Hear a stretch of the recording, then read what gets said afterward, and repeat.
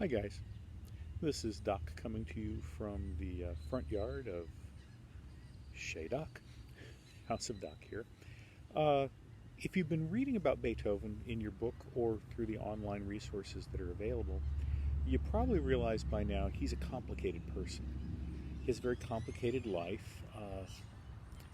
He is an incredible celebrity by the time he's older. And he's got a number of issues in his life. And some of those show particularly strongly on him. He had a nephew who he was very fond of, and he was trying to take care of and trying to make sure things were working out for. And he didn't do a particularly great job with it. And his nephew tries to commit suicide. And Beethoven writes what is known as the Heiligenstadt Testament, uh, talking about his failure as a person in trying to deal with this and his own pain and his own angst and all of those things. You wrap that all up together with a person who is in many respects bigger than life. I mean, today he would have been a music superstar. He was in his own day. You know, all the women, you know, he'd break a piano and they would faint in the audience. You know, he'd break a string on the piano and the ladies would pass out. Uh, he had that effect on people. They truly were mesmerized by his presence and by his music. And that's a big change from what had gone on before. It's really the case that he was an artist. He was a person that people looked up to because of his art, rather than because of his money, rather than because of his position and power. As you noticed on the canvas page, he gave himself the title von Beethoven. You know, and we think of that, von Beethoven sounds so good, but it literally means of the beet garden.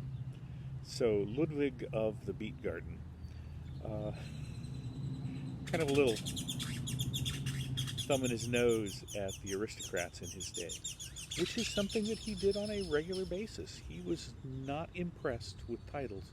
He was impressed with people who did what they said they were going to do. He was impressed with people who had great intellect. He was impressed with people who did grand deeds.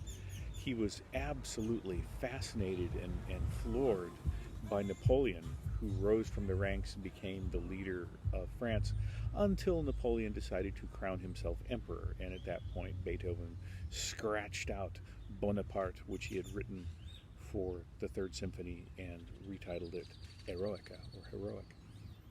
So, complicated people, and with his death, we end the classical Viennese period and we officially begin the Romantic period. Of course, Beethoven stands half in each, half in the classical period. Many of his things sound just like Haydn had written them, and partly in the more modern Romantic time period. And he's going to forever change things, and other pianists will follow in his path. It's a pretty cool thing. So, have you decided what you want to listen to for this week? I hope so. There's plenty of wonderful things for Beethoven out there. Don't listen to something that's, an hour and a half long. There are several very, very long things by Beethoven out there. But listen to something and see if you can hear everything that's going on inside of it.